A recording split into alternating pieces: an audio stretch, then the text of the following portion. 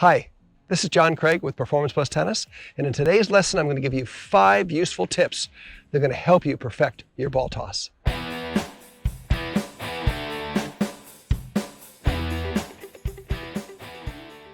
The first key to really getting a consistent and accurate ball toss is knowing where you want to place the ball.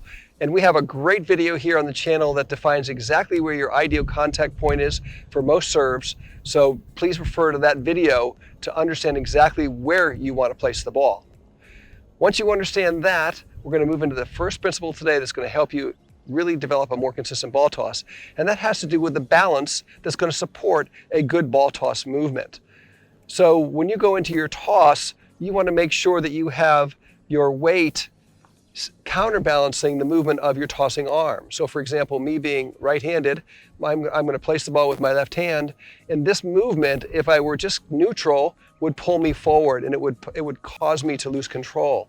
So you'll see that almost every top professional has a slight counterbalance on the back foot that stabilizes the body and allows for consistency of movement here as your arm rises to release the ball.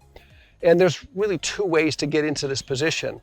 And we can look at 2 of the most popular players on the tour and see the differences in the 2 styles. First of all, we have Roger Federer. And Roger Federer goes into his routine, and he concludes his routine with his weight forward and his back heel's in the air. And then he makes a little shift back to start his serve. And then when he gets his heel down and shifts back, he stays still and then enters into his ball toss. In contrast, Rafael Nadal does his routine, and then he puts his heel down, and then he tosses the ball off of his back leg from here. But both players, during the tossing phase, their balance is very, very similar. It's on the back leg. And that's critical to understand to begin your toss with control. Tip number 2 is I want you to have a nice, long, smooth action to place the ball. And sometimes we see players that have a jerky and a short motion, and they actually separate the hands in a high level and have a very short movement, very short throwing action. And that usually results in a kind of a jerky and quick motion that is difficult to create control with. So if we look at the best players in the world, best servers with the most accurate ball tosses, you'll see that their tossing arm will come back and their hands will separate alongside the body, and they'll have a long movement from really almost the hand touching the inside of the thigh up through the release point. And it is this phase of the toss where you can generate a smooth movement to the desired speed of movement that you need to get the ball in the air to the height you're looking for. And it makes for a very smooth style of movement versus a jerky movement, which is much more difficult to control. So when you're getting out and practicing your ball toss, the idea here is to get your hands to come back to you and then separate smoothly and have a nice long lift as you lift the ball into the toss. Tip number 3 is to understand exactly where you want to release the ball in this motion so that you're not guessing and hoping the ball ends up in the right area, but to know exactly where the ideal point of release is and how to find that point of release every time. So the ideal release point, and where we see most high performance players release the ball, is right about eye level, forehead level, right somewhere between the eye level and the top of the head. And this is really the ideal place to let the ball go. Now this next piece is really going to help you quite a bit, because what we don't want to do, and you see some club level players do this, we see a couple different things. We see where they look up and they toss the ball and they hope they find it up there. And then we see some players occasionally who will actually follow the ball up there. But what we want to do is look at the point of release. And Roger Federer makes this look so easy, and he does this. And what you see Roger do is he'll go into his movement. He'll scan the court one more time. He'll enter into his movement by sitting back, and then his eyes will transfer to the point of release, and they'll sit there and wait until he actually sees the ball enter into that little window, and then his eyes will follow the ball out. And that is what you want to do as well. So in order to do this, what I want you to focus on is once you've completed your routine, you've reset your hands, and you come to the back foot and your arm starts to rise to release the ball, I want your eyes to transfer from the opponent's court to the point of release.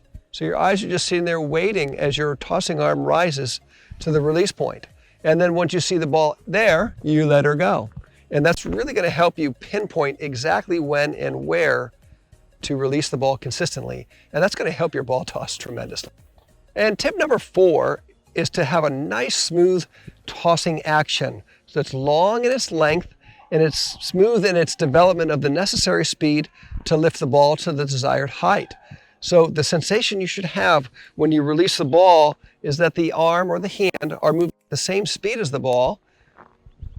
So it's a very, very smooth action rather than a jerky one.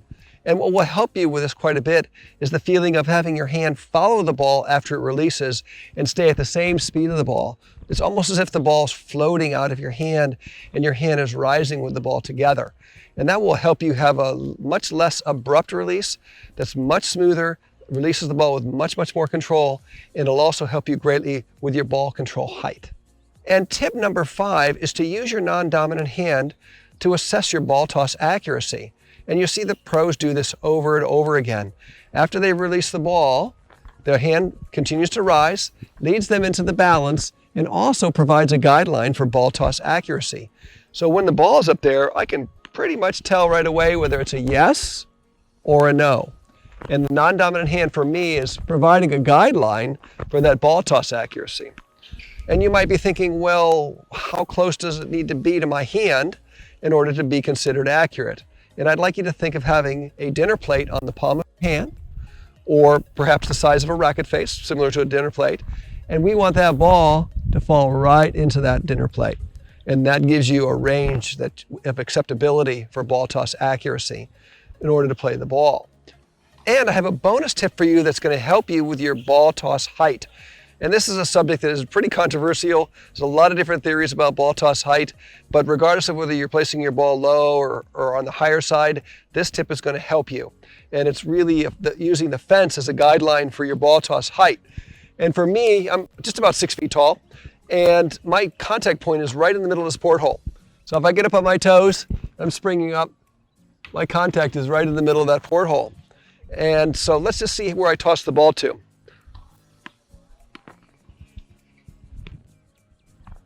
How'd that look? I think that was pretty good. Was that close to 12 feet? I think it was close to the top of the fence. So for most of us, especially in the learning phases, getting that ball up to 12 feet is going to be really useful because it's going to allow you to develop some of the other skills that you want to get. You want to get into a strong balance. You want to be able to go through a full range of motion. Of course, you want to assess whether your ball toss is an accurate one or not. And then you want to use your legs to drive you up into the contact. So especially in the early stages or you're working on new concepts on your serve, I definitely am an advocate of having to toss a little bit on the higher side. And then gradually you'll start to settle into whatever your serving style is. But using the fence as a guideline for your ball toss height is a great tool. So I highly recommend it. I hope you really enjoyed and benefited from this lesson and that you'll take these 5 tips to the court with you and really work on improving your ball toss. Because a great serve can only be achieved if you have a consistent and accurate ball placement in which to play the serve from. If you enjoyed today's video, like, comment, and subscribe to our channel, and check out our website for even more information on how to build your tennis game, including our VIP membership, our popular courses, additional free lessons, and much, much more. We look forward to seeing you in the next lesson.